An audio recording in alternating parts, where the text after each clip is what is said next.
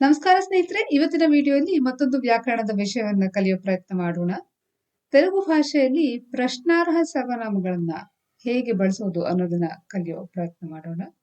Hello friends, in this video we will learn another grammar topic which is the interrogative pronouns. ಸ್ನೇಹಿತರೆ, ಈ ಚಾನೆಲ್ಗೆ ಇನ್ನೂ subscribe ಮಾಡಿಲ್ಲ ಅಂದ್ರೆ ದಯವಿಟ್ಟು ಮಾಡಿ. Friends, if you have not yet subscribed to the channel, please do so.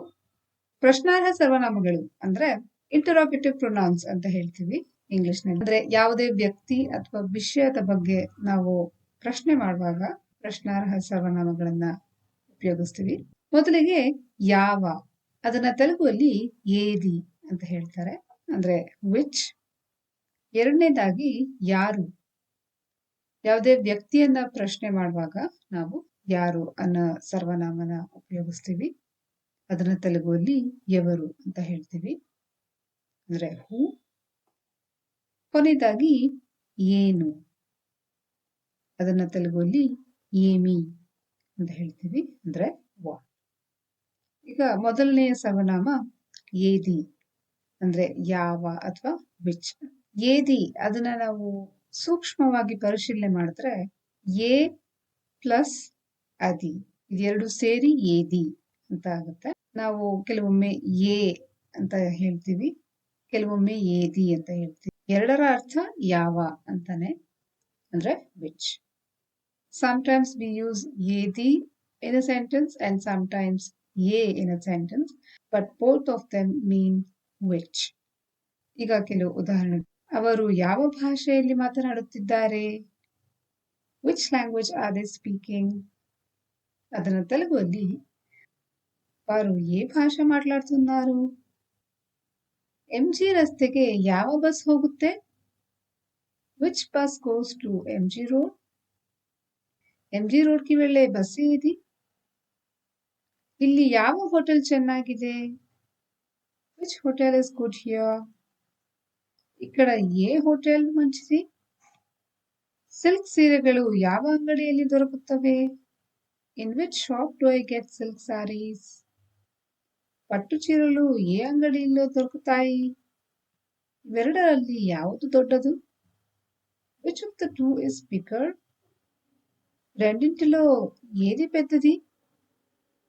ಮುಂದೆ ಯಾರು ಅನ್ನೋ ಪ್ರಶ್ನಾರ್ಹ ಸರ್ವನಾಮ, ಅದನ್ನ ತೆಲುಗುವಲ್ಲಿ ಎವರು ಅಂತ ಹೇಳ್ತೀವಿ. ಎವರು ಅಂದ್ರೆ ಹೂ. ಏಕವಚನದಲ್ಲಿ ನಾವು ಎವಡು ಅಂತ ಹೇಳ್ತೀವಿ, ಬಹುವಚನದಲ್ಲಿ ಎವರು. ಈ ಮನೆಯ ಮಾಲೀಕರು ಯಾರು, who is the owner of this house. ಈ ಇಂಟಿ ಯಜಮಾನಿಯವರು. ನಿನ್ನೆ ರಾತ್ರಿ ನೀವು ಯಾರನ್ನು ನೋಡಿದ್ದೀರಿ, whom did you see last night. ನಿನ್ನೆ ರಾತ್ರಿ ఎవరిని చూసావు. ಕಿಟಕಿಯನ್ನು ಯಾರು ತೆರೆದಿದ್ದಾರೆ, who has opened the window. ಕಿಟಕಿ ఎవరు తెరిచారు. ನಾನು ಯಾರನ್ನು ಭೇಟಿಯಾಗಬೇಕು, whom should I meet. నేను ఎవరిని కలవాలి. ಈ ಅಂಗಡಿಯಲ್ಲಿ ಯಾರು ಪಿಜ್ಜಾ ತಿನ್ನಲು ಬಯಸುತ್ತಾರೆ, who wants to eat pizza in this shop. ఈ దుకాణంలో ఎవరు పిజ్జా తినాలనుకుంటున్నారు. ಮುಂದಿನ ಪ್ರಶ್ನಾರ್ಹ ಸರ್ವನಾಮ ಏನು. ಏನು ಅನ್ನೋದನ್ನ ತೆಲುಗುವಲ್ಲಿ ಏಮಿ ಅಂತ ಹೇಳ್ತೀವಿ, ಅಂದ್ರೆ ವಾಟ್. ಏಮಿ ಅಂದ್ರೆ ಏನು, ಅಂದ್ರೆ ವಾಟ್. ಕೆಲವೊಮ್ಮೆ ಎಂಟಿ ಅಂತ ಹೇಳ್ತೀವಿ. ಏನಾಯ್ತು, what happened. ఏం జరిగింది. ನಿನಗೆ ಏನು ಬೇಕು, what do you want. నీకు ఏమి కావాలి.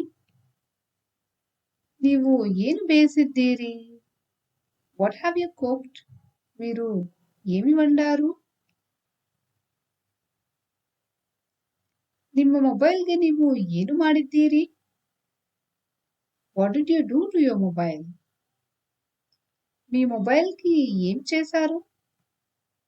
ಇಂದು ಏನು ಮಾಡಬೇಕೆಂದುಕೊಂಡಿದ್ದೀರಾ, what do you want to do today. మీరు ఈ రోజు ఏం చేయాలనుకుంటున్నారు.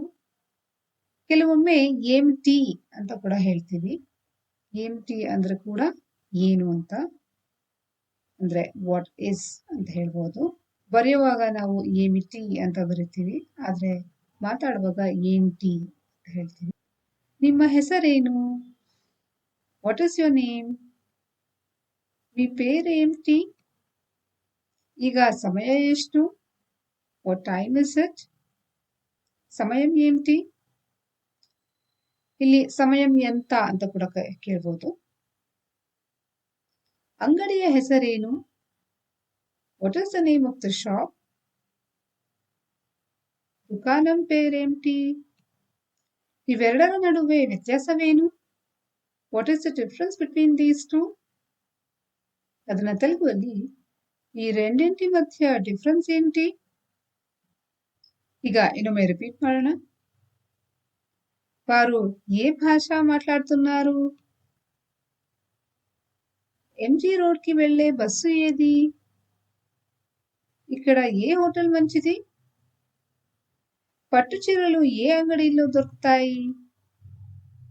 రెండింటిలో ఏది పెద్దది? ఈ ఇంటి యజమాని ఎవరు? నిన్న రాత్రి ఎవరిని చూసావు? కిటికీ ఎవరు తెరిచారు? నేను ఎవరిని కలవాలి? ఈ దుకాణంలో ఎవరు పిజ్జా తినాలనుకుంటున్నారు? ఏం జరిగింది? నీకు ఏం కావాలి? మీరు ఏమి వండారు? మీ మొబైల్కి మీరు ఏం చేశారు? మీరు ఈరోజు ఏం చేయాలనుకుంటున్నారు? మీ పేరేంటి? సమయం ఏంటి? దుకాణం పేరేంటి? ఈరోజు మీ ప్లాన్ ఏంటి? ఈ రెండింటి మధ్య ಡಿಫರೆನ್ಸ್ ఏంటి? ಸ್ನೇಹಿತರೆ, ಇಲ್ಲಿಗೆ ಈ ವಿಡಿಯೋ ಸಮಾಪ್ತಿ ಮಾಡ್ತಿದ್ದೇನೆ. ಧನ್ಯವಾದ.